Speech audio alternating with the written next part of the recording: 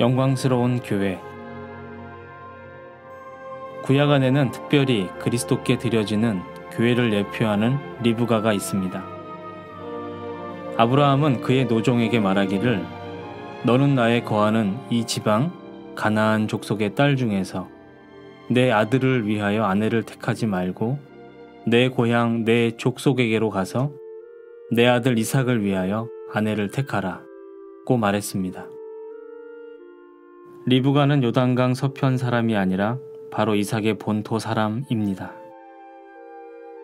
하나님이 원하시는 단체적인 사람은 바로 그리스도의 본토 사람입니다.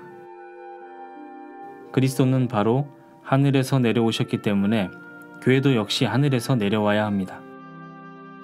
그러므로 히브리서 2장 11절에서 말하기를 거룩하게 하시는 자와 거룩하게 함을 입은 자들이 다 하나에서 난지라. 그러므로 형제라 부르시기를 부끄러워 아니하시고 라고 말했습니다. 누가 형제들입니까? 형제는 같은 어머니와 같은 아버지에게서 출생한 자들입니다. 우리가 한면으로는 주님의 보혈에 의해 삼바되었고 또 한면으로는 참으로 하나님에게서 출생하였으니 얼마나 주님께 감사한지요. 그리스도인의 역사에는 두 면이 있습니다. 하나는 외적으로 하나님께서 우리를 사오신 역사이고 다른 한면은 내적으로 우리가 하나님으로부터 출생한 역사입니다. 죄의 역사를 말할 때에는 밖에서 사온 바 되었지만 죄 없는 역사를 언급할 때에는 하나님에게서 태어난 것입니다. 왜냐하면 하나님으로부터 난 것은 죄를 범할 수 없기 때문입니다. 따라서 이 분깃은 죄의 시작도 죄의 역사도 없습니다. 새 예루살렘은 하나님께로부터 내려옵니다.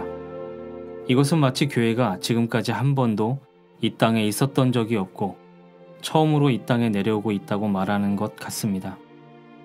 이것은 결코 우리가 죄인으로서 하나님께 나오지 않았다는 말이 아니라 한 면에서 우리 안에 하나님에게서 나온 부분, 곧 전적으로 하나님에게서 나온 부분이 있다는 말입니다. 새 예루살렘이 하나님으로부터 하늘에서 내려오다니 우리는 하나님께 감사드리지 않을 수 없습니다. 이 성은 17장에서 말한 그 성과 크게 다릅니다. 그 성은 큰 성이라고 부르지만 이 성은 거룩한 성이라고 부릅니다. 바벨론의 특징은 위대함에 있지만 새 예루살렘의 특징은 거룩함에 있습니다. 그리스도인들 중에 위대한 것을 취하는 사람이 있으나 또한 거룩한 것을 주의하는 사람도 있습니다. 위대함을 주의하는 것은 바벨론의 원칙이고 거룩함을 주의하는 것은 새 예루살렘의 원칙입니다. 무엇을 거룩이라고 부릅니까? 우리는 이렇게 말할 수 있습니다. 오직 하나님만이 거룩하시기 때문에 하나님에게서 나온 것만이 거룩합니다. 거룩하게 하시는 자와 거룩하게 함을 입은 자들이 다 하나에서 난지라.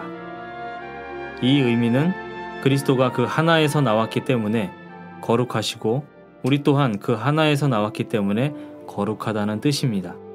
오직 그 하나에서 나온 자들이라야 거룩합니다. 오직 하나님에게서 나온 것이라야 가치가 있고 오직 하나님에게서 나온 것만을 새 예루살렘이라 부릅니다. 사람에게서 나온 것은 무엇이든 새 예루살렘이 될 수 없습니다. 휴거의 관건은 바로 여기에 있습니다. 왜 어떤 이는 남아있게 됩니까? 그것은 수많은 부분들이 그리스도에게서 나온 것이 아니기 때문입니다. 그리스도에게서 나오지 않은 것은 무엇이든지 하늘로 가지고 갈 수 없습니다. 어느 것도 하늘에서 나오지 않은 것은 하늘로 돌아갈 수 없습니다. 땅에서 나온 것은 모두 땅에 남겨져야 하고 오직 하늘에서 나온 것만이 하늘로 돌아갈 수 있습니다. 솟는 샘 74번째 시작하겠습니다.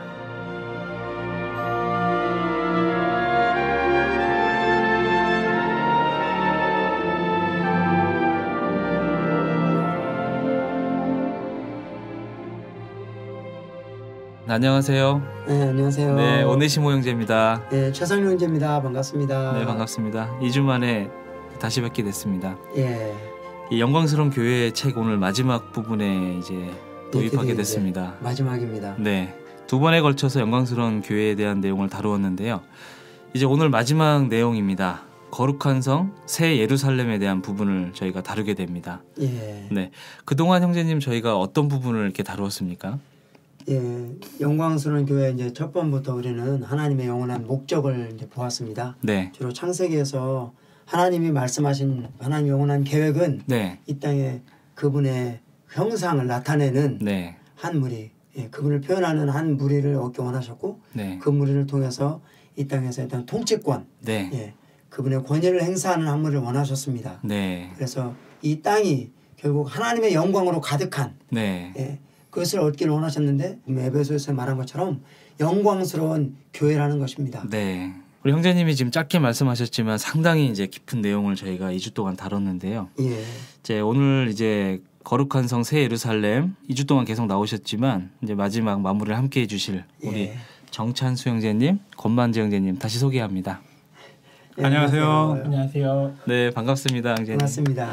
저희가 이제 거룩한 성 새 예루살렘에 대한 부분을 이제 오늘 다루는데 사실 6장이 또 있습니다. 근데 예. 6장은 이제 부록이라서 저희가 오늘은 특별히 다루지 않겠습니다. 예. 근데 저희가 뭐 계속 방송하면서 말씀드리지만 내용이 워낙 방대하고 깊이가 있어서 저희가 방송으로 할 수 있는 내용은 한계가 있습니다. 예, 그래서 그렇죠. 저희 영광스러운 교회를 레디디북스 전자책이나 한국복음선 kgbr.co.kr에 들어가셔서 영광스러운 교회 치시면 책으로도 구입하실 수 있고 예. 전자책으로 즉시로 이제 구입해서 보실 수 있습니다. 꼭 책을 읽어보시기를 당부 말씀드리네요. 네. 예. 제가 이제 대학생 때 네. 어떤 형제님과 함께 생활할 기회가 있었는데 그 형제님이 영광스러운 교회를 언급한 적이 있었는데요. 네. 그래서 이 책은 아주 조심스럽게 다뤄야 된다고. 왜냐하면 마치 폭탄과 같기 때문에 이 책에 담긴 것들을 막 완전히 그리스도인들을 완전히 사로잡을 수 있는 그런 놀라운 책이라고 그렇게 말씀하신 기억이 납니다. 네. 우리 청취하신 분들 꼭 구입하셔서 읽어보시면 하나님의 놀라운 축복을 얻게 되리라고 네. 믿어 의심치 않습니다. 네. 네. 마치 한 편의 영화처럼 과거와 현재와 미래를 막 넘나들고 있습니다. 저희가. 네, 저희가 거룩한 성 새 예루살렘. 예루살렘. 네, 그리고 새 하늘과 새 땅. 하늘에서부터 내려오는 거룩한 성. 예. 이 주요한 세 챕터를 지금 저희가 다루겠습니다. 먼저 그럼 저희가 바로 거룩한 성 새 예루살렘 그리고 바벨론의 멸망 이 부분을 저희가 먼저 다루어 보겠습니다. 예. 네, 이 부분에서는 어떠한 내용들이 나오는지 우리 정찬수 형제님이 먼저 말씀을 열어주시겠습니다. 네, 지금까지 우리가 창세기 2장에서 하와를 봤고 예. 이 하와는 하나의 예표로 주어졌고 이 예표의 실제가 이제 에베소서 5장에서 아내로 네. 실제화됐고요. 그렇죠. 이것은 교회죠. 또 우리가 지난번 봤던 계시록 12장의 이상 중에 있는 여인, 이 여인 역시 교회의 한 방면이었고 이제 오늘 다룰 이 계시록 21장과 22장에 있는 여인, 어린 양의 아내, 이 네 번째 여인까지 이렇게 볼 때 사실 이 네 여인은 각각 다른 여인이 아니라 한 여인의 네 방면, 한 여인의 네 역사를 말하고 있다고 할 수 있겠습니다. 네. 이 거룩한 성 새 예루살렘을 이렇게 볼 때 사실 성경을 우리가 경륜적인 관점에서 본다면 창세기 1장과 2장 그리고 계시록 21장과 22장은 완전하게 부합되는 장입니다. 여기에 이제 한 장을 더해서 창세기 3장과 계시록 21장, 22장에도 상당히 부합되는 장이기 때문에 창세기 1, 2, 3장 그리고 계시록 21장, 22장은 완벽하게 부합되는 장이라고 우리가 할 수 있는데요. 여기에 이제 많은 부분이 처음에 이제 창세기에서는 천지를 창조하는 새하늘과 새 땅을 이렇게 창조했다고 할 수 있다면 계시록 21장에서도 여전히 또한 새하늘과 새 땅이 나오고 창세기에서도 생명나무가 나오고 계시록에서도 생명나무 그리고 생명수의 강도 창세기와 계시록에서 동일하게 언급되고 거기에 정금 베들레헴이라고 불리우는 진주 그리고 호마노라고 불리우는 보석들도 창세기에서 언급되지만 여전히 계시록에서도 동일하게 언급되고 있습니다. 네. 예. 이러한 많은 것들이 있고 그다음에 이제 특별히 창세기 3장은 왜 연결이 되냐면 이제 거기에 창세기 3장에서는 이제 사람이 타락했지 않습니까? 타락하고 들어온 것이 바로 이제 사람에 대한 사망, 질병, 고통 이런 저주가 들어왔습니다. 네. 그런데 이제 계시록 21장에 이를 때 새 예루살렘에서는 거기는 더 이상 사망이 없고 그리고 더 이상 고통이나 슬픔이나 애곡함이 없기 때문에 이것은 이제 반대로 부합되는 것이죠. 네. 그래서 이 시간에 큰 갭이 있지만 이 두 끝을 서로 이어주는 다리가 있는데 바로 이 다리가 마주보고 있는 두 곳을 영원 과거와 영원 후를 이어주는 이 다리가 바로 교회라고 할 수 있겠습니다. 네. 아멘. 성경으로 말한다면 이제 창세기 4장부터 요한계시록 20장까지를 말할 수 있겠죠.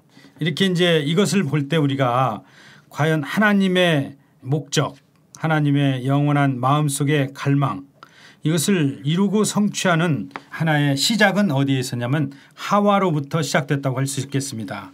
네. 하와로부터 새 예루살렘까지라는 긴 여정을 이제 왔는데 이것을 마치기 위해서는 반드시 뭔가 처리하고 심판해야 할 게 있다는 거죠. 네. 마치 우리가 어떤 새 집을 짓고 들어가려고 할 때 많은 쓰레기와 닦아야 할 것들이 있는데 그냥 들어가진 않지 않습니까? 마찬가지로 뭔가 이렇게 좀 처리하고 심판해야 할 것인데 바로 그것이 바벨론입니다. 네. 그래서 우리가 이제 바벨론은 성경에 요한계시록 17장과 18장 두 장에 걸쳐서 17장에서는 종교적인 면에서의 바벨론 18장에서는 물질적인 면에서의 바벨론을 말하고 있는데 둘 다 음녀라고 말하고 있습니다. 네. 특별히 여기에서 이제 종교적인 바벨론 면에서 본다면 이제 계시록 17장에서 이렇게 말하고 있습니다. 1절과 3절을 본다면 여기 뭐라고 했냐면 제가 1절만 한번 읽어보겠습니다. 또 일곱 대접을 가진 일곱 천사 중 하나가 와서 내게 말하여 가로되 이리 오라 많은 무리에 앉은 큰 음녀에 받을 심판을 내게 보이리라. 이것은 이제 마지막 심판이죠. 네. 일곱 나팔, 일곱 대접 이게 다 거쳐왔기 때문에 그다음에 이제 요한계시록 21장 9절에서는 이렇게 말하죠. 일곱 대접을 가지고 마지막 일곱 재앙을 담은 일곱 천사 중 하나가 나와서 내게 말하여 가로되 이리 오라 내가 신부 곧 어린 양의 아내를 내가 보이리라. 여기에 이제 두 여자가 또 나옵니다. 한 여자는 음녀고 한 여인은 이제 어린 양의 아내죠. 그렇죠. 성령이 이렇게 사람을 감동시켜서 성경을 쓸 때 특별히 두 여인을 지적해서 대조를 이루도록 이렇게 쓴 것은 우리에게 분명한 어떤 한 이상을 주기 위한 것입니다. 네. 자, 어쨌든 이게 바벨론이라는 말은 바벨에서 파생되었죠. 그래서 우리가 다 알듯이 창세기 11장에서 바벨탑 이야기 아시지 않습니까?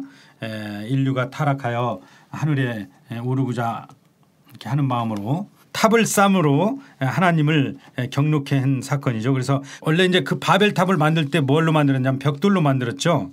그렇죠. 이 벽돌의 특징은 흙을 불에 구운 것이죠. 네. 흙이 불에 구워지면 더 이상 씨를 뿌릴 수 없는 흙이 됩니다.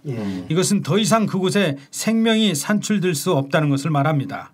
또한 이 벽돌은 인간의 노력 또 인간의 행위, 인간의 방법을 틀 속에서 만들어진 거기 때문에 거기에서는 어떤 생명의 유기적인 이러한 것이 없이 어떤 규정이나 어떤 종교 의식이나 사람들이 만든 틀에서 형성된 거죠. 이것을 일컬어 우리는 종교라고 하는 것입니다. 아멘. 그럴 때 하나님은 종교를 극도로 싫어하고 극도로 증오하는 것이죠. 그래서 이것이 완전히 끝나고 처리되어야만 그분의 천년왕국 그리고 새 예루살렘 그분과 영원한 함께할 한 여인을 거기에서 완전히 성취하고 이루시는 것이죠. 구약에서 이 바벨의 원칙을 보여주는 한 가지 예는 여호수아 7장에서 신할산 외투를 훔친 아간. 네. 이 아간이 신할산 외투와 금과 은을 훔쳤는데 신할산 외투는 하나의 외적으로 걸치는 거 아닙니까?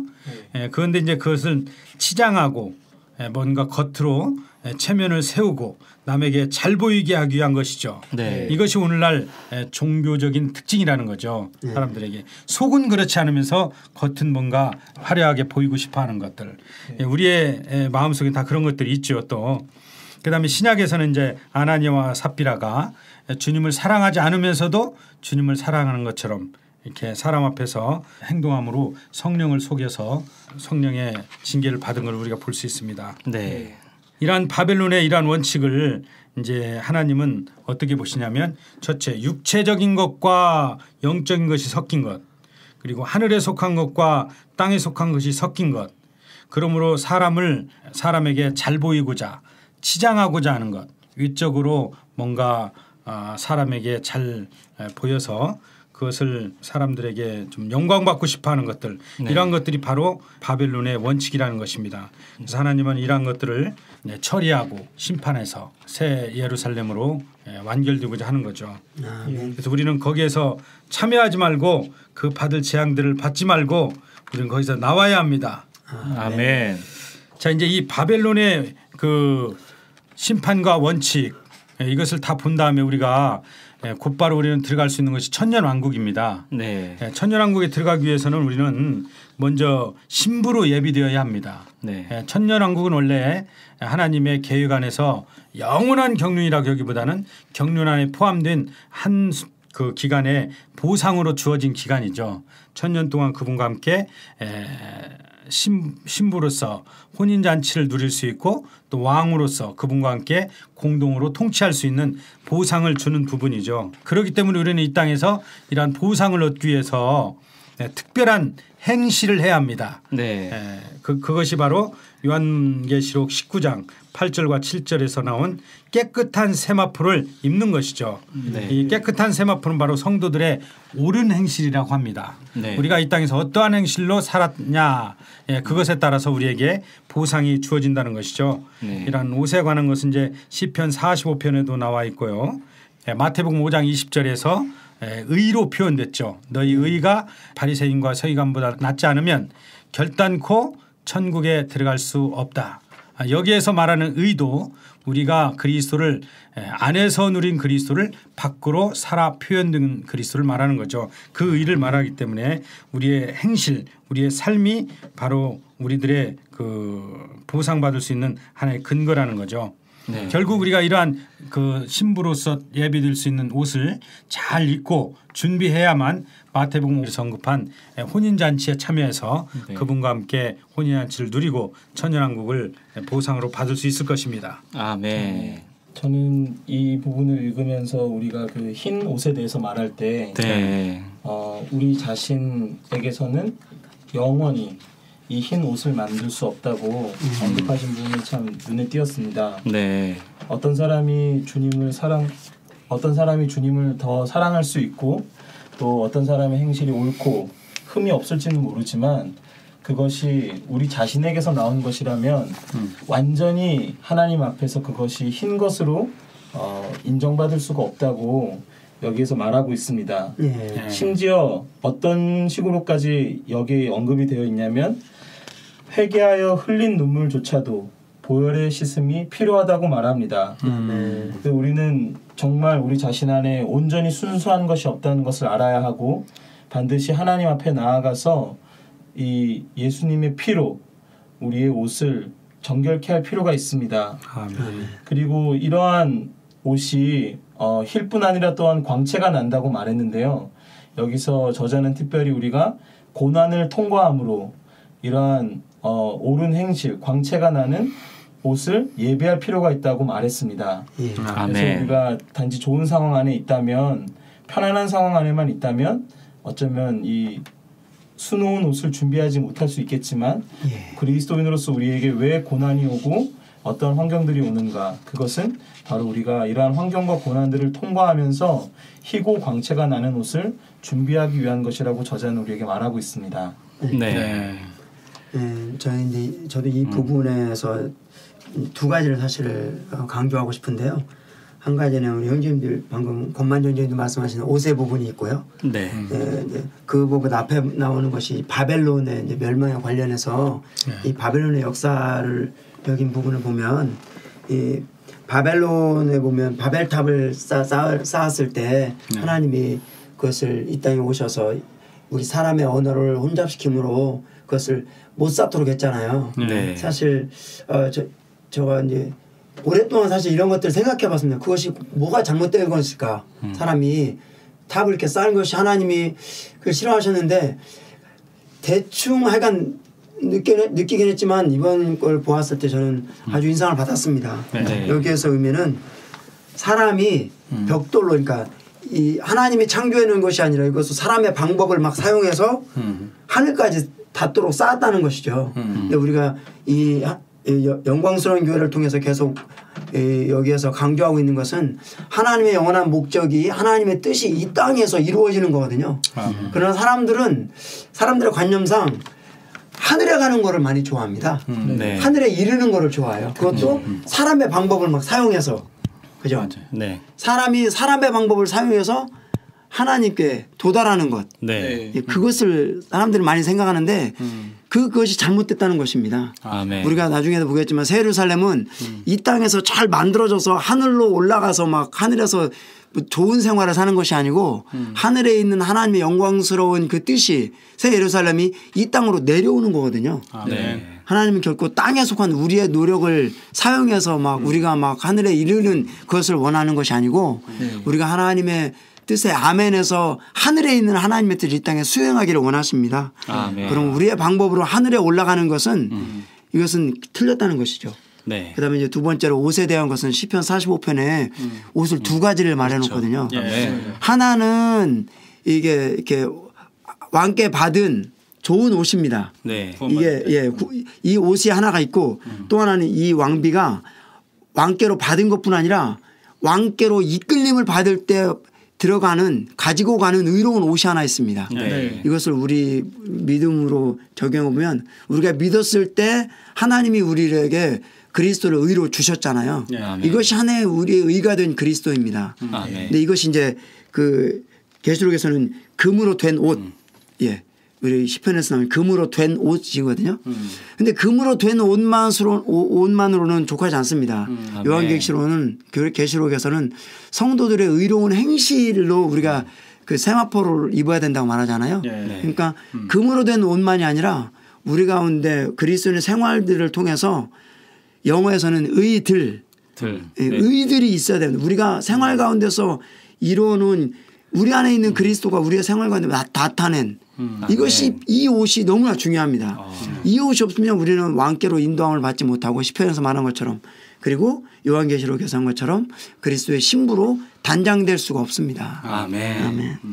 예, 특별히 시편 45편에서 두 종류의 옷이 있는 것을 우리가 보는데요. 그렇죠. 이 두 종류의 옷은 우리 그리스도인들에게 상당히 중요한 의미를 가지고 있습니다. 네. 왜냐하면요. 첫째로 받은 옷 이것은 구원받을 때 그리스도가 우리에게 준 옷이죠. 네. 이것은 바로 금으로 된 옷입니다. 아멘. 왜냐하면 우리 주님 그분 자신이 금의 성분을 가지고 있기 때문에 그렇죠. 그러나 우리가 금으로 받은 옷을 받았다 할지라도 아멘. 여전히 그 위에 수놓는 것이 필요하죠. 아멘. 수놓는 것이 바로 성령의 일입니다. 아멘. 바로 이것이 우리들의 옳은 행실들이죠. 이것은 성령에 의해서 한 땀 한 땀 우리의 금으로 된 옷에 수놓아지는 것입니다. 그런데 시편 45편에는 그전에 나왔던 개역 성경에는 이 두 종류의 옷이 구분되어 있지 않고 비슷하게 나와 있습니다. 그래서 우리가 혼돈될 수 있는데 먼저는 후궁들이 그걸 다 입었죠. 그 옷이 하나 있는가 하면 왕께로 인도되는 왕후는 그 옷이 수놓은 옷이에요. 그렇기 때문에 그것은 특별히 이기는 자들을 상징하는 것입니다. 이 옷에 대한 근거 구절은 바로 아까 우리가 언급한 계시록 19장 7절과 8절에 있는 세마포 옷. 그 세마포 옷은 수놓은 옷을 말합니다. 그러니까 이 수놓은 옷이 마지막으로 우리에게 갈 수 있는 곳이 어디냐면 마태복음 22장 13절과 14절 그 어린 양의 혼인잔치에 가는 그 옷을 입고 가는 것입니다. 아멘. 그때 거기에서 왕이 그 옷을 보죠.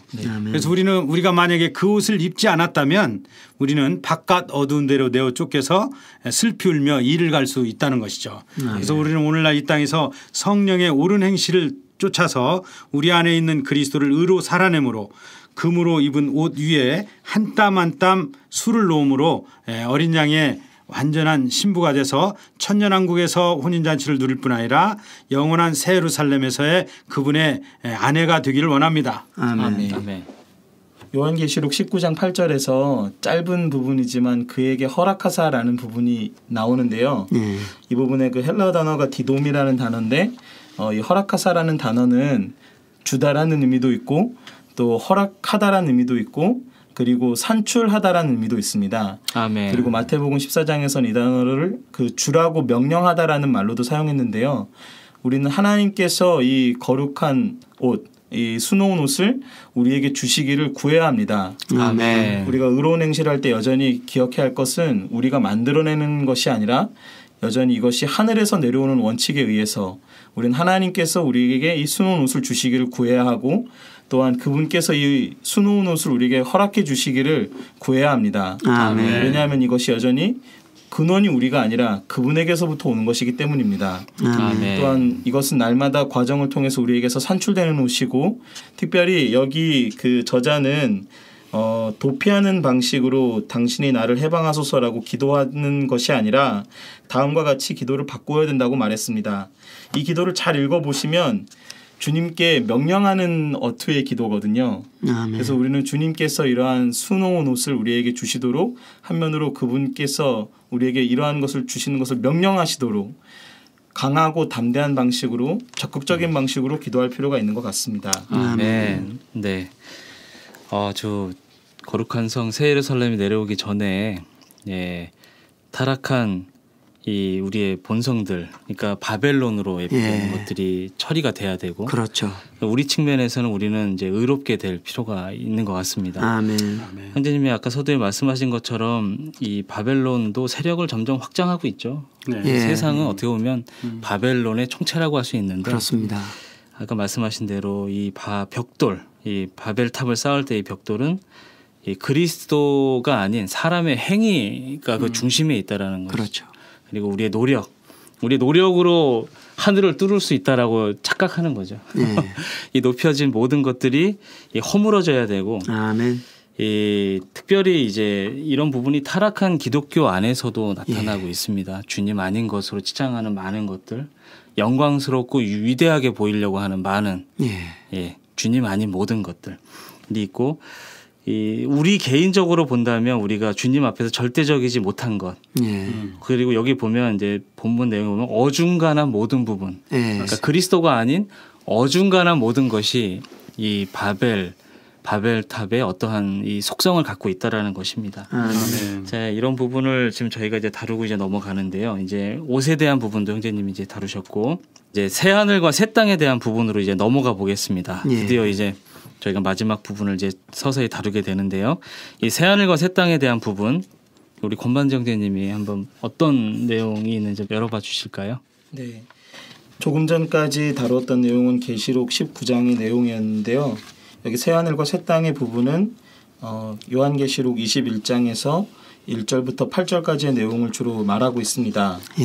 아까 정찬수 형제님께서 서두에 시작하실 때 해주신 말씀이 창세기 1장 2장과 이 요한계시록 21, 22장이 연결되는 것 중에 하나가 하늘과 땅이 그 두 곳에서 여전히 존재한다는 것을 말씀하셨는데요. 네.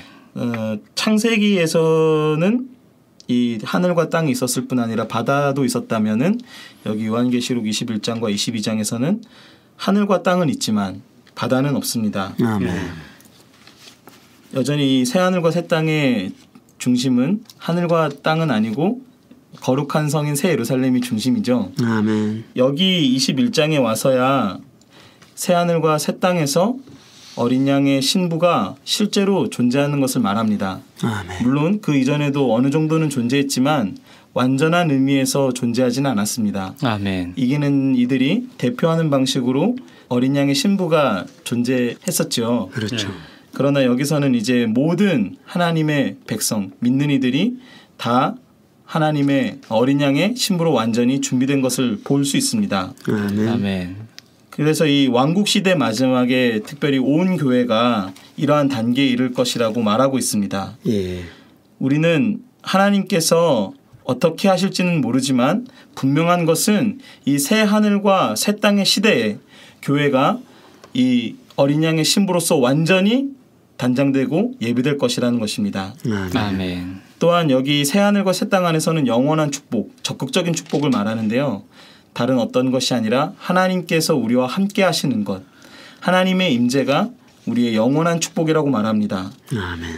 우리 청취하시는 분들 중에서도 주님을 체험한 많은 어떤 그런 경험 안에서 가장 슬프고 고통스러운 것이 하나님의 임재가 없는 것, 하나님이 나와 함께 하시지 않는다는 느낌이 있을 때 아마 가장 고통스럽고 힘드실 것입니다. 아멘. 반대로 말하자면 하나님이 늘 우리와 함께 하신다는 그분의 임재에 대한 그 느낌이 얼마나 우리에게 소중하고 귀한지 모릅니다. 아멘. 그리고 특별히 단지 그분께서 우리 밖에 거하는 것이 아니라 여기 새 예루살렘의 중심에 하나님과 어린 양의 보좌가 있는 이 말씀을 통해서 우리가 알 수 있는 것은 심지어 이 여인 어린 양의 신부 안에 하나님께서 거하시고 계시는 방식으로 하나님은 우리와 함께 하실 것을 말합니다. 아멘. 여기서 정말 인상 깊었던 것은 6절에 내게 말씀하시되 이루었도다라는 이 말씀을 저자가 해석하는 부분에서 정하신 분이 하나님이실 뿐 아니라 궁극적으로 완성하시는 분도 하나님이시다라고 말씀하면서 사람은 실패할 수 있고 또한 실패할 것이지만 그분은 오메가이시다. 그리고 그 뒤에 보면 하나님은 결코 포기하지 않으시며 그분의 목적이 이루어지지 않은 채로 놔두지 않으신다. 아멘. 교회가 체험적으로 어떠한 상태이든지 하나님의 목적 가운데 있는 교회는 조금도 티나 주름 잡힌 것이나 이런 것들이 없으며 더욱이 영광으로 옷 입고 그분의 아들 앞에 세워질 것이다 라고 말하고 있습니다. 네. 또한 그 뒤에 더 기쁜 부분이 있는데요. 조금 읽어드리자면 우리는 하나님을 저지할 수 없다. 그분은 반드시 그분의 만족을 얻으실 것이다.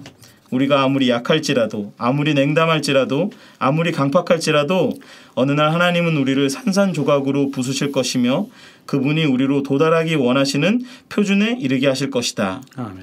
이 부분을 말할 때 저자는 이 영이 아주 해방되고 기쁨을 느낀 것 같습니다. 그래서 여기서 기쁨과 즐거움으로 하나님을 찬미하자.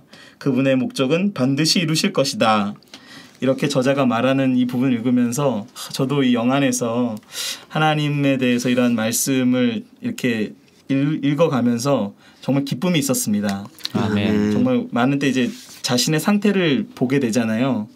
이러한 말씀과 부합하지 않는 그러한 상태를 보게 되는데 그러나 이 저자가 정말 우리에게 말해주고 또한 성경 말씀이 우리에게 말하고 있는 것처럼 하나님은 반드시 그분께서 원하시고 목적하시는 이 일을 이루실 것입니다. 아멘.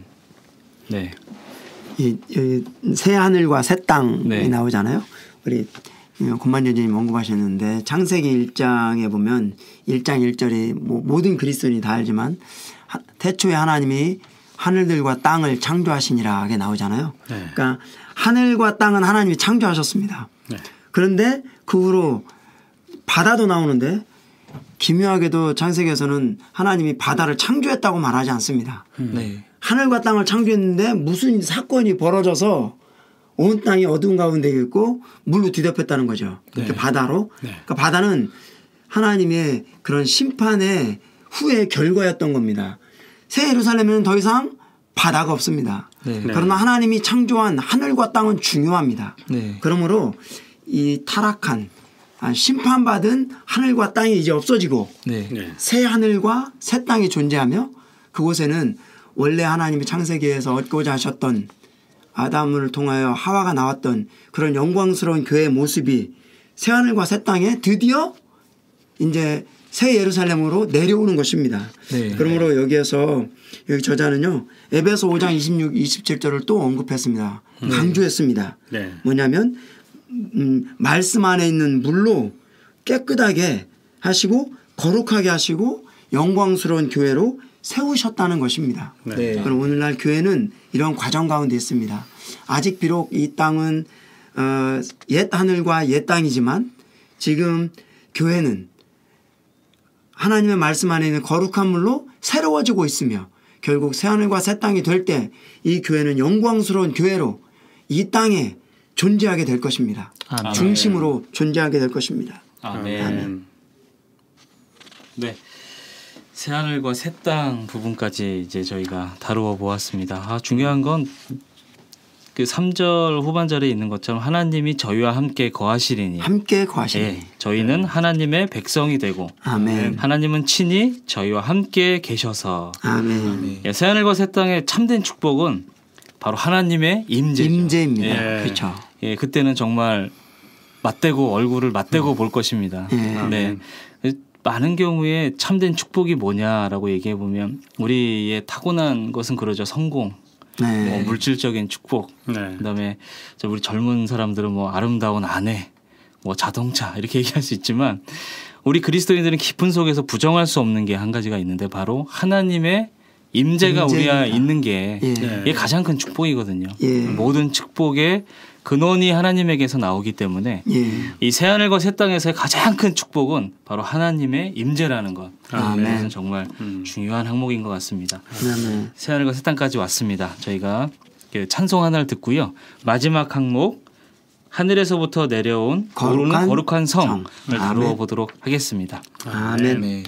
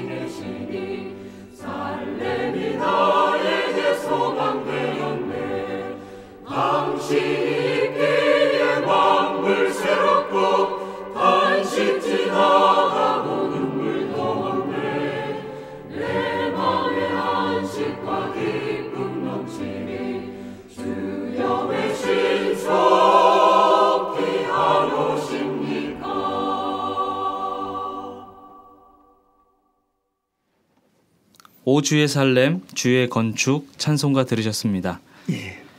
네, 요한계시록 21장 9절은 내가 신부 곧 어린 양의 아내를 내게 보이리라 라고 말하고 있습니다. 그리고 나서 21장 10절에 요한은 하나님께로부터 하늘에서 내려오는 거룩한 성 예루살렘을 보이니 라고 말하고 있습니다. 요한이 본 것은 어린 양의 아내 곧 거룩한 성 새 예루살렘이었습니다. 그 아래의 말씀은 그 성의 모습, 곧 어린 양의 아내의 모습을 설명하고 있는데요. 성의 모습은 상징으로 표현되어 있습니다. 그 성을 통하여 하나님이 창세전에 얻기 원하셨던 그 단체의 사람이 어떤 특징을 갖고 있고 영적인 모습이 어떠한지를 이제 말해 보겠습니다. 저희가 총 7가지 부분을 얘기하겠습니다. 그 거룩한 성의 빛에서부터 세세토록 왕노릇함에 대한 7가지 항목을 한 항목 한 항목 다루어 보겠습니다. 네, 하늘에서부터 내려오는 거룩한 성, 어떠한 내용이 있습니까? 예, 이제 우리는 이 책의 이제 결론의 본론 네. 부분으로 들어갑니다. 하늘에서 정말 내려옵니다. 네. 예, 하늘이 이 땅으로 내려오는데 이게 이제 계시록 21장 우리 형제님 읽어주셨었죠. 오네시모님 읽어주셨는데 이제 보이를 하는데 이게 보일 때 어디로 보이냐면 성령이 요한을 데리고 어디로 갔냐면 크고 높은 산으로 올라갔었습니다. 네. 네. 크고 높은 산으로 올라가니까 뭐가 보이냐면 하늘에서 내려오는 거룩한 성 예루살렘이 보입니다. 네. 네. 아멘. 이것이 21장이잖아요. 근데 이제 여기서 참 흥미로운 것은요. 17장에서는 17장, 18장에 보면 바벨론이 나오고 이제 멸망하는 거 나오잖아요. 맞습니다. 근데 바벨론을 이제 요한이 봤을 때는 천사가 어디로 데리고 갔냐면 광야로 데리고 갔습니다. 네. 예, 광야. 네. 광야는 생명이 없는 그런 삭막한 땅이잖아요. 바벨론은 어디에 있습니까? 광야에 있습니다. 네. 그러면 새 예루살렘은 어디에서 볼 수 있습니까? 크고 높은 산입니다. 네. 그러므로 이 땅에서 벌어지고 있는 광야는 곧 이 땅을 예표하는데 이 땅에서 벌어지고 있는 모든 것들은 다 바벨론과 같이 사람의 노력으로 뭔가 하나님을 기쁘게 하거나 하나님께 이르는 그러한 인간적인 것들입니다. 자, 그러면 이제 여기서 우리는 어떻게 해야 합니까? 광야에서 크고 높은 산으로 이끌림을 받아야 합니다. 네. 거기에서 하늘에서 내려오는 새 예루살렘을 거룩한 성을 볼 수 있는 것입니다. 네. 그러므로 우리는 어떻게 해야 됩니까? 낮은 생활로부터 구원을 받아야 합니다. 네. 네. 우리가 받아야 할 사실 구원은 영원한 구원, 그것은 아주 기본적인 처음에 받은 것입니다. 그런데 그 후로 만약 우리가 계속 광야 생활을 하고 있다면 우리는 새 예루살렘을 볼 수가 없습니다. 네. 우리는 이 땅의 낮은 위치에서 계속 더 높은 곳으로 이끌림을 받아야 합니다. 네. 그러면 여기에서는 또다시 보면 우리가 죄를 안 짓는다고 다가 아닙니다. 우리는 이 세상 평범한 사람이 사는 이런 광야에서 하나님의 원하시는 크고 높은 산으로 계속 이끌림을 받아야 합니다. 네. 그럴 때에만 우리는 이상을 볼 수 있는 것입니다.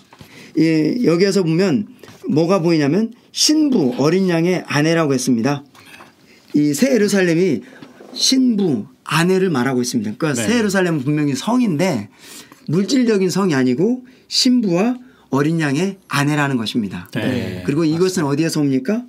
하나님이 계신 곳 근원이 하늘입니다. 네. 네. 예, 하늘에서 오는 것만 이 하나님이 원하시는 것입니다. 여기에 하나의 예표로 구해서 이제 리브가를 이제 말하고 있는데요. 아브라함이 이삭에게 아내를 줄 때 야 여기 가나안에서 하지 말고 어디로 가냐면 내 그 고향에게 가서 본토. 거기에 본토에 가서 내 아내 될 사람을 이제 내 아들의 아내 될 사람을 구해라고 종을 보내잖아요. 아멘. 이것이 정말 너무나 중요합니다. 아멘. 아멘. 본토 근원이 중요합니다. 아멘. 하나님에게서 나오지 않은 것을 우리는 취할 수 없습니다. 그것이 하나님이 기뻐하시지 않습니다. 예.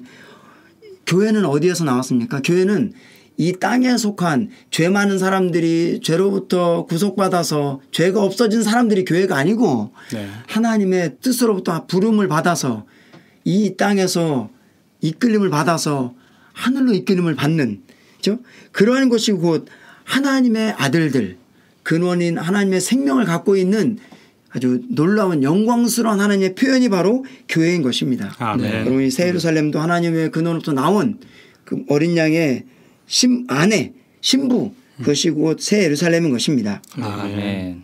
바벨론의 특징은 위대함에 있고 그렇죠. 새 예루살렘의 특징은 거룩함에 있다는 있습니다. 거죠. 예, 근원을 얘기하고 있죠. 예, 우리는 타고난 것이 위대해지길 원하는데 예, 우리의 근원으로 돌아간다면 우리는 아멘. 그리스도의 본성인 거룩함 안에 머물게 될 것입니다. 네. 네, 첫 번째로 우리가 거룩한 성의 빛, 새 예루살렘의 특징이죠. 첫 번째로 거룩한 성의 빛, 이 내용으로 한번 저희가 들어가 보겠습니다.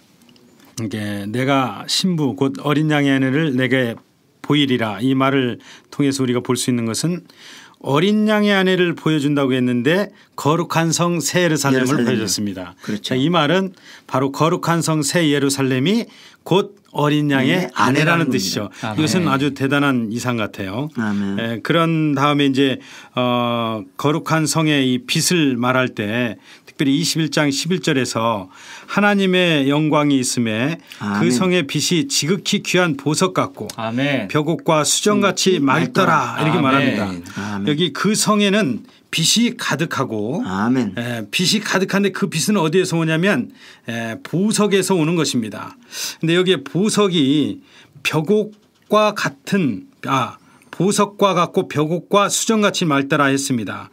특별히 여기서 언급한 보석은 벽옥인데요. 예. 이 벽옥의 특징은 풍성한 생명을 의미하는 아주 짙은 녹색이라고 합니다. 그래서 바로 이것은 하나님께서 주시는 영광 곧 풍성한 생명 안에 있는 영광을 상징하고 있습니다. 아멘. 특별히 요한계시록 4장에서 그 주님이 보좌에 앉아 계시는 모습을 보셨거든요. 아멘. 그때 본 모습이 바로 벽옥과 홍보석 같다고 했습니다. 네. 그래서 하나님의 모양이 벽옥과 같고 또 홍보석과 같다는 거예요. 아멘. 그것은 뭐냐면 결국 새 예루살렘의 모양도 벽옥과 같고 홍보석과 같다는 것입니다. 그런데 특별히 이제 출애굽기 28장에서 하나의 그림을 보여주는 것이 있는데요. 예. 거기에 대제사장이 가슴에 흉패를 달았죠. 예. 그 흉패에 단 보석을 보면 그 시작의 첫 번째가 홍보석이에요. 예. 그리고 마지막 보석이 벽옥입니다. 이것은 그냥 우연하게 그렇게 배열된 일치가 아니라 이것은 분명히 뜻이 있게 배열됐다는 거죠. 아멘. 홍보석의 특징은 그 의미가 바로 하나님의 구속함을 상징하고 있습니다. 정확히 말한다면 그리스도의 주님의 구속이죠. 아멘. 이 구속이 먼저 우리에게 시작됐죠. 그래서 우리는 그 구속의 피로 인해서 죄사함 받고 하나님께 이끌려서 구원을 받고 그리고 영적인 이러한 생활을 통해서 변화돼서 결국 마지막 새 예루살렘의 벽옥과 같이 변화된다는 것이죠. 아멘. 이것이 바로 우리의 믿는 이들의 하나의 일생을 말해준다고 할 수 있겠습니다. 아멘. 그럼 이어서 이제 거룩한 성이 포함한 사람들 성과 성문과 성곽에 대한 부분을 한번 다루어 보겠습니다. 이 부분은 이제 이것이 12절부터 14절의 내용인데요. 크고 높은 성곽이 있고 12문이 있습니다. 여기 중요한 게 12문이 있고요. 거기에 12문에는 12천사가 있습니다. 그 문들 위에 이름이 있는데 이스라엘 12지파의 이름들이 있습니다. 네. 새 예루살렘은 12개의 문이 동서남북으로 3개씩 있는데 그 문들 위에 흥미로운 것은 12지파의 이름이 있다는 것입니다. 12지파는 구약에 있는 이스라엘 12지파를 말하고 있는 거죠. 거룩한 성이 포함된 사람들은 먼저는 구약에 속한 하나님의 부르심 받은 족속에 12지파들이 있다는 것입니다. 아멘. 하나님은 이스라엘을 결코 포기하지 않으셨습니다. 네. 예. 하나님의 선민이죠. 동일하게 오늘날도 하나님의 선민입니다. 이들은 새 예루살렘까지 이끌려 갈 것입니다. 이것이 이제 한 부류의 사람들이죠. 예. 그 다음에 또 하나 기초석이 있습니다. 예. 그러니까 12문이 있고 기초가 되는 돌들이죠. 거기도 이제 12개의 기초석이 있는데 거기에는 누가 있냐면 어린 양의 12사도의 이름이 있습니다. 문에는 12지파. 이제 근데 기초석에는 12사도의 이름이 있습니다. 그러니까 신약에는 12사도가 있죠. 구약에는 12지파가 있었다면 그러니까 이 신약의 12사도들을 놓고 보면 구약에 속한 사람들뿐 아니라 신약에 속한 믿는 이들 오늘날의 하나님의 부르심을 받은 이들은 바로 교회입니다. 그러므로 교회 안에 믿는 이들도 거룩한 성에 포함됐습니다. 그러므로 구약의 이스라엘 백성들과 오늘날의 교회에 속한 믿음에 있는 하나님의 자녀들은 동일하게 하나님의 유업을 동일하게 받을 것입니다. 여기에서 보면 신약에서도 바울은 신약에서 여러 군데서 그 유대인들과 그다음에 이방인들 주로 이제 헬라인을 대표로 해서 언급하는데 이들이 다 오늘날에는 한 세 사람이라고 했습니다. 예전에는 나눠져 있었다면 오늘날에는 한 세 사람으로서 이것은 새 예루살렘까지 도달할 것입니다. 아멘. 그 다음에는 이제 성과 성문과 성곽이 나오는데요. 먼저 성곽이요 크고 높다고 했습니다. 네. 크고 높다는 것은 두 가지가 있죠. 하나는 밖에 있는 예루살렘 밖에 있는 것들을 못 들어오게 하는 분별시키는 것이 하나가 있고요. 네. 또 크고 높다는 것은 안에 있는 것들을 밖으로 못 가게 하는 보호의 방면이 있습니다. 네. 근데 이 앞에 먼저 성문이 나오는데요.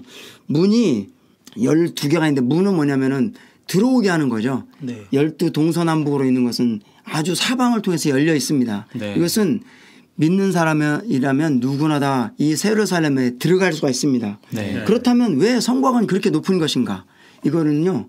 이 세상과 교회는 분별이 먼저 있어야 합니다. 아멘. 만약 세상과 교회가 분별되지 않는다면 하나님은 결코 그 안에서 영광스러운 교회를 얻으실 수가 없습니다. 아멘. 그죠? 우리가 앞에 보았지만 세상은 바벨론으로 대표됩니다. 하나님 바벨론을 증오하시고 멸하실 것이죠. 그런데 예루살렘에는 분명한 선이 있습니다. 분별에 분명한 선이 있습니다. 교회에도 마찬가지입니다. 이것이 구약에서 하나의 예를 여기에서는 느헤미야의 성벽 건축할 때 예를 들었는데요. 이스라엘이 포로된 다음에 돌아올 때 느헤미야가 가장 먼저 한 것은 성을 먼저 쌓았습니다. 성곽 안에 있는 거를 먼저 한 것이 아니고 성곽을 쌓을 때 반대가 아주 심했습니다. 네. 네, 다른 사람들도 반대가 아주 많아가지고 네. 성곽을 쌓는 거 분별을 하는 것이 너무나 어렵습니다. 네. 오늘날도 마찬가지입니다. 이 교회 안에 예를 들면 세상의 것들을 쉽게 들어옵니다. 오늘날에는. 네. 그것은 정말 하나님의 영광이 나타날 수 없습니다. 그런 걸 우리는 분별하는 것이 얼마나 어려운 것을 중요한 것인가를 알 수가 있습니다. 그다음에는 이제 문에 이게 출입을 나오고 있는데요. 문에는 모든 믿는 이들이 그 이 새 예루살렘에 참여할 수가 있다는 것이죠. 네. 예. 그다음에 근데 여기 문에는 12 천사가 지키고 있습니다. 네. 예. 금으로 된 금 갈대를 해서 지키고 있습니다. 이것은 이 세상에 속한 것들이 그냥 들어올 수 없다는 거죠. 네. 예, 갈대로 이렇게 우리 재듯이 우리 그 하나님의 신성한 표준으로 이 우리를 재면서 적합한 것들만 새 예루살렘에 참여할 수 있다는 것이죠. 아멘. 예, 아멘. 네, 성곽에 대해서 아까 형제님 얘기하신 것처럼 에덴 동산은 뱀이 맘대로 들어왔죠. 그렇죠. 네. 그것이 문제였습니다. 네. 새 예루살렘은 분별과 구별이 있다라는 것이죠. 아멘. 네, 우리 이 시대에서도 우리는 교회 생활을 할 때 이런 세상의 어떠함이 들어오는 것을 우리는 힘써 주의해야 막고 합니다. 분별할 필요가 있습니다. 아멘. 네, 이러한 것이 새 예루살렘의 중요한 부분이라는 것을 우리가 간과할 수 없습니다. 예, 이어서 네 번째 정금 보석 진주, 다섯 번째 성 안의 성전과 빛에 대해서 저희가 또 다루어 보겠습니다. 아멘. 조금 전에 최상용 선생님께서 말씀하신 것처럼 이 성곽은 분별을 위한 것이라고 말했습니다. 사실 오늘날 하나님의 자녀들 가운데 있는 큰 문제는 하나님이 계시긴 하지만 하나님 아닌 것들이 너무 많이 들어와 있다는 것입니다. 그렇죠. 네. 그래서 하나님께서 하나님의 자녀들에 대해서 일하실 때 많은 부분, 이 하나님 아닌 부분, 이물질인 부분들을 감소시키는 일을 많이 하고 계십니다. 아멘. 네. 여기 이 정금을 말할 때 이 금은 정금, 순금이라고 말합니다. 아멘. 네. 성경에서 되게 금은 하나님을 예표하는데요. 예. 우리 안에 하나님의 성분이 분명히 있습니다. 네. 거듭난 믿는이라면 분명히 그 안에 하나님의 성분이 있는데 문제는 그것이 얼마나 순수한가. 그것이 정말 문제인 것 같습니다. 예. 여기서 십자가를 말씀하실 때 참 인상 깊었던 것은 십자가는 우리를 감소시키는 도구이고 십자가가 하는 일은 제거하는 것이라고 말했습니다. 아멘. 사실 십자가의 그 모양을 우리가 보면 더하기 표시잖아요. 예. 네. 그러나 그것이 실제로 우리에게 역사할 때는 감소시키는 빼는 그 일을 한다는 것입니다. 아멘. 문제는 우리 안에 하나님 아닌 것들이 있다는 것을 깨달아야 하는데 많은 때 그러한 것이 무엇인지 제 자신을 봐도 인식이 부족할 때가 많은 것 같습니다. 아멘. 아멘. 그래서 하나님은 성령을 통해서 우리 안에 이러한 제하시는 일, 감소시키는 일을 하시는데요.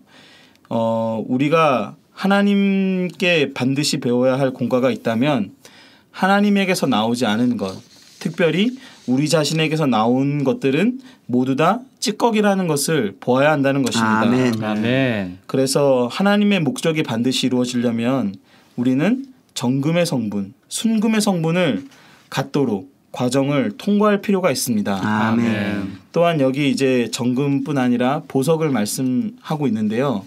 아까 정찬수 형제님께서 그 구약의 예를 또 얘기해 주시면서 많은 그 보석이 있고 보석이 언급된 것에는 또한 순서가 있다고 말했습니다. 네. 그러나 여기 또 저자는 우리에게 한 가지 말해주는 것이 모든 믿는 이가 하나의 보석이 된다고 말했는데요.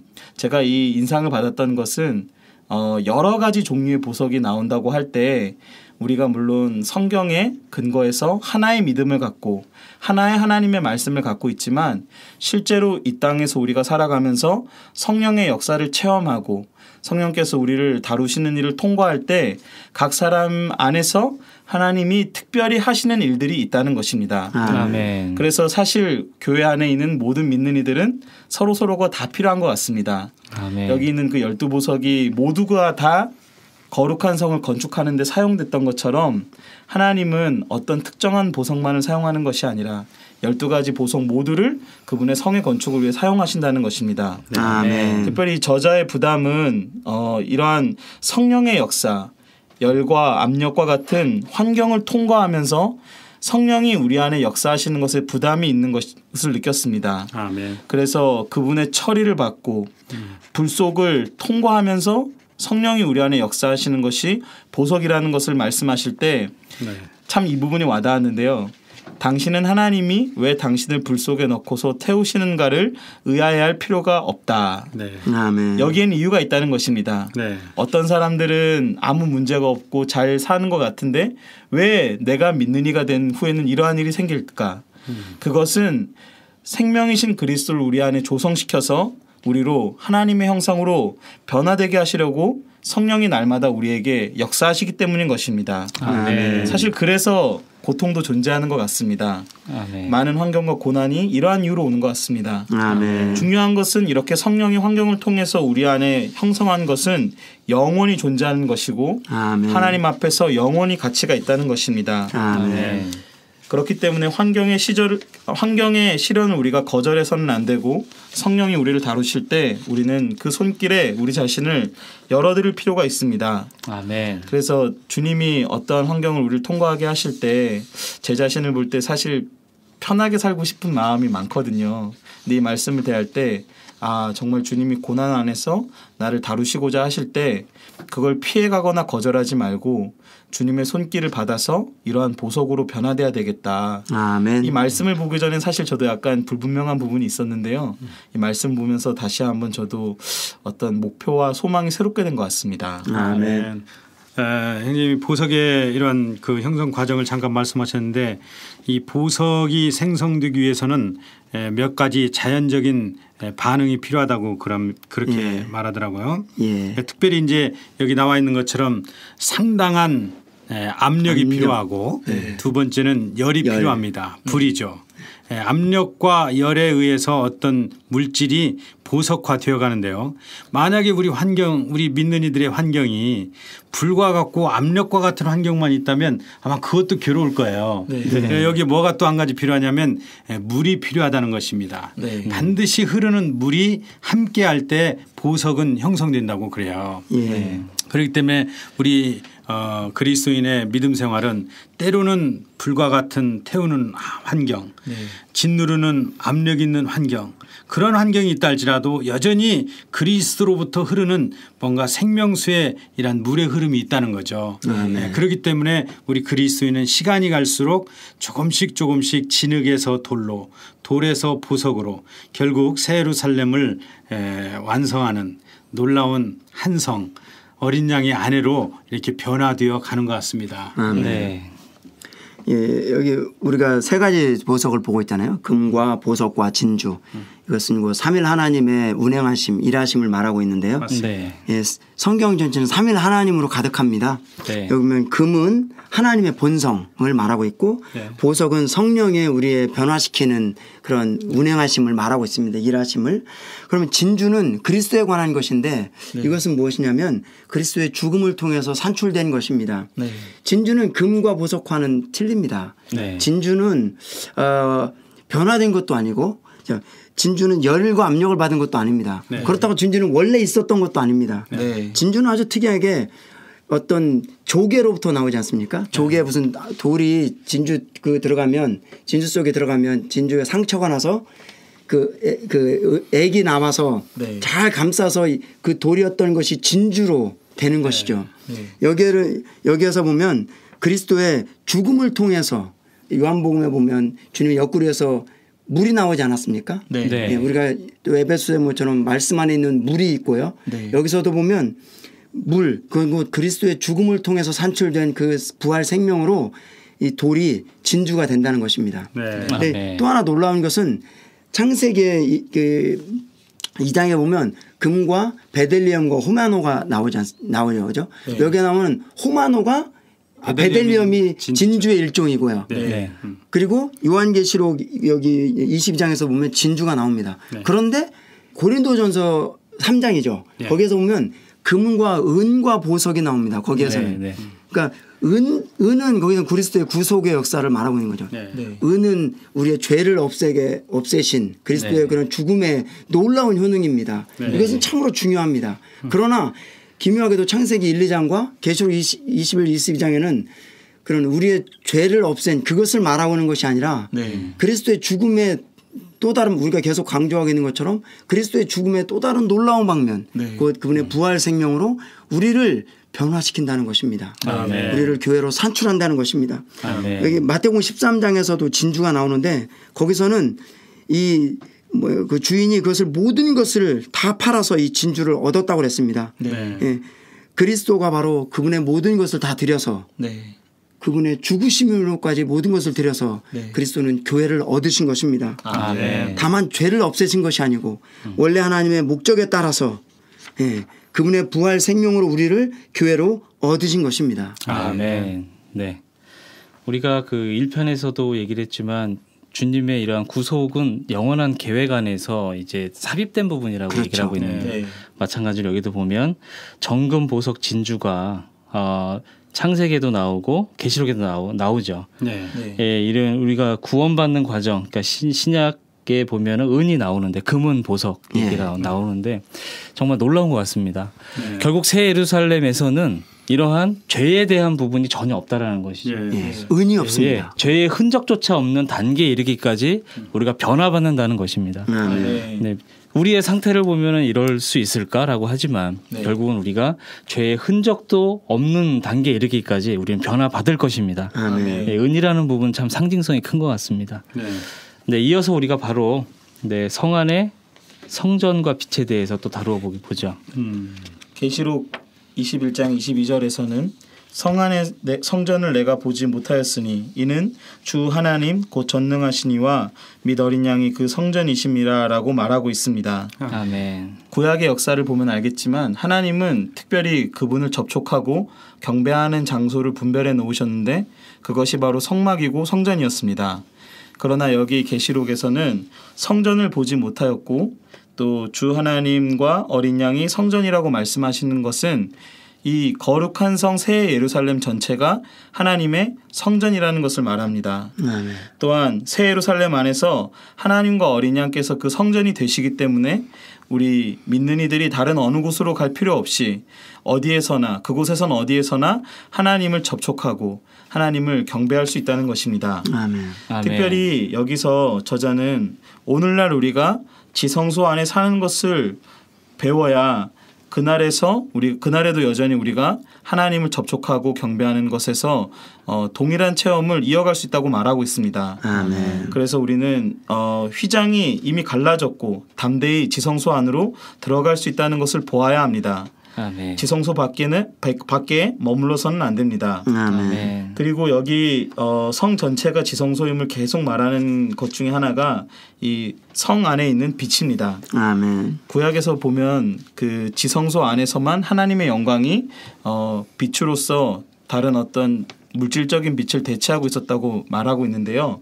여기 계시록 21장 23절에 보면 역시 그 성은 해나 달의 비침이 쓸데없으니 이는 하나님의 영광이 비치고 그 어린 양이 그 등이 되심이라 라고 말하고 있습니다. 아멘. 다시 말해서 이 거룩한 성 새 예루살렘 안에서는 하나님이 빛이시고 어린 양은 그 빛을 비추는 등이라는 것을 우리에게 말해주고 있습니다. 아멘. 그러나 여기 또 이 안에서 숨겨진 한 가지 중요한 사상은 여전히 영혼 안에서 우리는 직접적으로 하나님을 접촉할 수 있는 것이 아니라 어린 양이신 그리스도를 통하여 하나님을 접촉할 수 있다는 것입니다. 아멘. 그렇기 때문에 여기에 이 성 안에 성전과 빛 이것은 모두 다 하나님과 어린 양과 연결되어 있고 특별히 이 거룩한 성 새 예루살렘 안에는 하나님과 어린 양이 우리의 성전이 되시고 아멘. 또한 그곳 어디에서든지 하나님을 빛으로 등이신 어린 양을 통하여 우리가 체험할 수 있다는 것입니다. 아멘. 아멘. 이제 6번째 생명수의 강과 생명나무, 7번째 세세토록 왕노릇함에 대한 부분으로 넘어가겠습니다. 네, 지금까지 우리가 많은 이런 과정을 봐왔습니다. 이제 마지막 이 생명수의 강과 생명나무 그리고 세세토록 왕노릇함에 대해서 볼 수 있는데요. 여기에 이제 우리가 가장 포커스를 맞출 것은 첫째는 생명나무와 생명수에 관한 것입니다. 계시록 22장 1절과 2절을 한번 읽어보겠습니다. 또 저가 수정같이 맑은 생명수의 강을 내게 보이니 하나님과 및 어린 양의 보좌로부터 나서 길 가운데로 흐르더라. 강 좌우에 생명나무가 있어 12가지 실과를 맺히되 달마다 그 과실을 맺히고 그 나무 잎사귀들은 만국을 소성하기 위하여 있더라 라고 말합니다. 아멘. 우리가 이미 보았듯이 계시록 2장 7절에서도 에베소 교회에 이기는 자들에게 하나님의 낙원에 있는 생명나무의 과실을 주어 먹게 하리라 이런 약속의 말씀이 있었습니다. 여기에서 하나님의 낙원이라는 말은 결국 새 예루살렘을 말하고 있습니다. 네. 결국 생명나무는 하나님의 낙원에 심겨져 있을 뿐 아니라 결국 새 예루살렘에 생명나무가 있다는 것을 말하죠. 이렇게 볼 때 결국 하나님의 낙원이 새 예루살렘이고 새 예루살렘은 곧 어린 양의 아내라는 뜻입니다. 결국 이 새 예루살렘 안에는 생명나무가 있어서 달마다 그 실과를 맺혀서 거기에 있는 모든 사람들에게 그러한 생명의 공급을 한다는 걸 말하고 있습니다. 아멘. 또한 여기에 생명나무에 이러한 실과가 있을 뿐 아니라 생명수가 흐르고 있다는 것입니다. 수정같이 맑은 생명수의 강이 있는데요.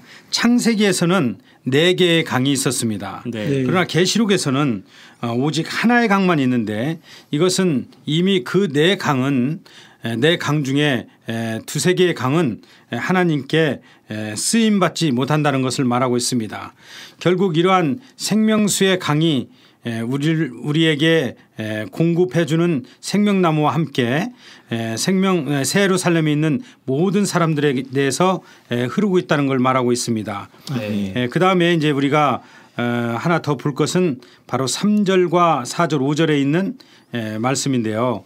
다시 저주가 없으며 그리고 하나님과 그 어린 양의 보좌가 그 가운데 있고 그다음에 결국 이러한 그 새 예루살렘에서의 특징은 특히 5절에서 마지막 결정을 우리가 볼 수 있습니다. 네. 저희가 세세토록 왕노릇하리로다. 아멘. 이것이 바로 하나님의 창조의 목적이기도 합니다. 네. 창세기에서 하나님의 목적은 사람으로 하여금 다스리도록 하는 것이었는데 이미 사단에 의해서 그 다스리는 통치권이 빼앗긴 바 됐죠. 불법적으로. 그러나 이제 하나님은 이러한 많은 과정을 통해서 결국 그분의 원래의 목적인 사람으로 인하여 통치할 수 있는 통치권을 다시 되찾아왔습니다. 아멘. 그런데 이 통치권은 천년왕국 안에서의 통치권만을 말하는 것이 아니라 천년왕국 이후에 바로 새 예루살렘에서도의 통치권을 말합니다.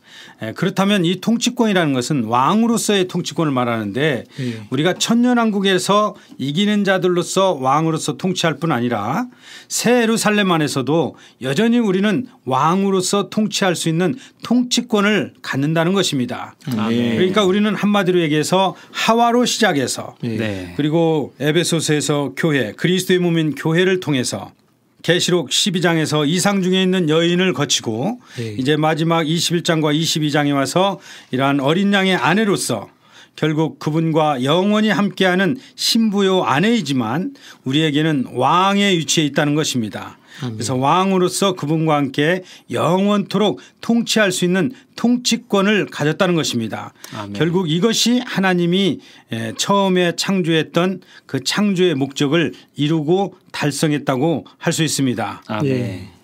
아주 마무리가 너무나도 아름답습니다. 이 특별히 세세토록 왕노릇함에 보면 네. 이제 저주가 다시 없다. 네. 정말 너무나도 아름다운 결말인 것 같습니다. 아멘. 창세기에 나온 대로 하나님이 사람을 만드신 목적, 그러니까 하나님의 영원한 계획 안에서 우리는 그분의 형상과 모양대로 그분을 표현하는 것이고 네. 다스림을 통해서 통치권을 행사하길 원하셨는데 네. 결국엔 새 예루살렘에서 이러한 모든 것을 이제 완성하시는 걸 우리가 볼 수 있습니다. 네. 결국 우리가 이러한 이상과 계시가 있다면 우리가 교회를 보는 새로운 눈이 열리지 않을까 하는 생각이 듭니다. 저희가 이렇게 짧지 않은 시간이지만 어떻게 보면 이걸 다 다루기에는 정말 짧은 시간이었죠. 네. 저희가 쭉 이렇게 새 예루살렘에 대해서까지 계속 훑어봤는데 여전히 저희가 이러한 메시지를 추구하면서 느껴지는 것은 영광스러운 교회라는 책을 모든 애청자분들이 좀 보셨으면 하는 느낌이 있습니다.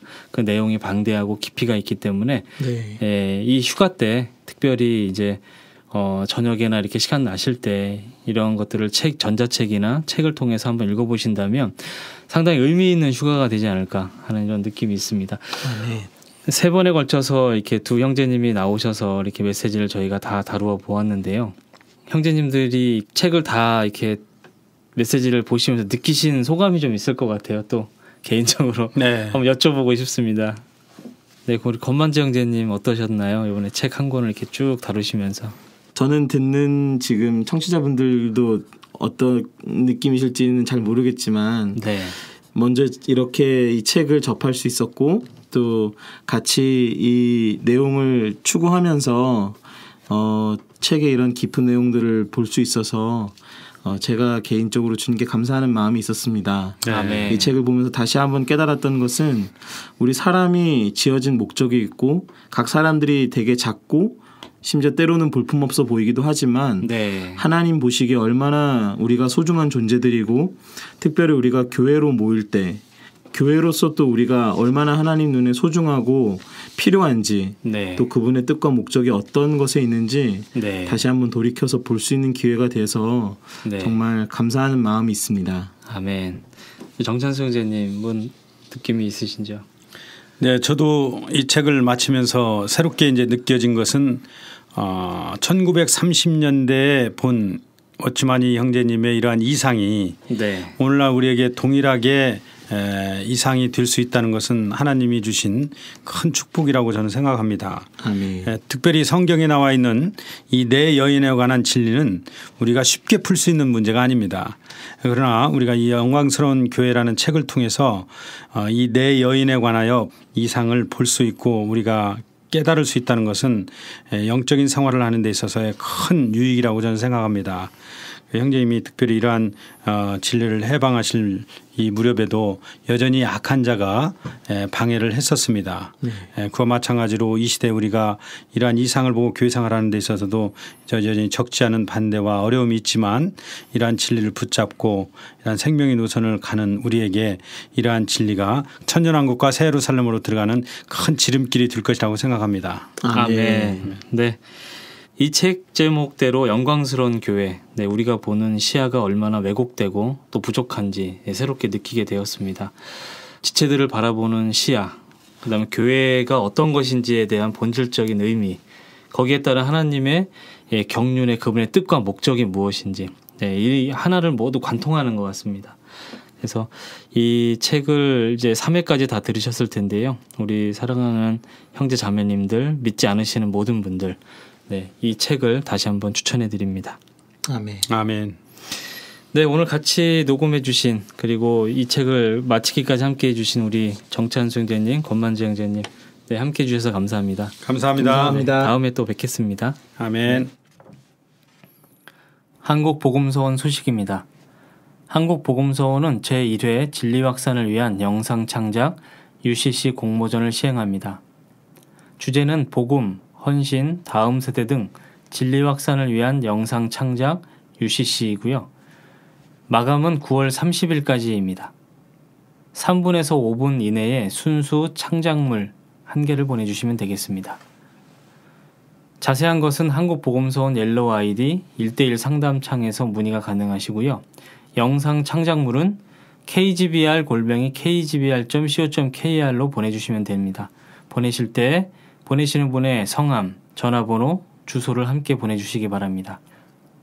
시상은 대상 아이패드 프로 12.9인치 최상위 모델과 애플 펜슬, 애플 키보드를 선물로 드리고요. 최우수상은 아이실로 전자책 풀세트, 우수상은 솟는샘 mp3 플레이어, 특별상은 영어 신구약 회복력 성경을 드립니다. 특별히 복음의 좋은 소식, 헌신의 생활, 그리스도인의 생활과 교회 생활에 관련하여 평소에 필요하다고 느낀 다양한 콘텐츠를 영상으로 제작해 주시면 되겠습니다. 저희가 다다음 주에는 대학생들과 함께 2번에 걸쳐서 하늘에 속한 이상이라는 도서를 함께 나누겠습니다. 저희 솟는샘 각 에피소드마다 밑에 에피소드 후원하기를 누르시면 후원하실 수 있습니다. 마지막으로 러시안 필하모닉의 내 평생에 가는 길 들으시면서 솟는샘 마치겠습니다. 휴가 기간 중에 주님의 임재가 함께 하시기를 기도드립니다. 감사합니다.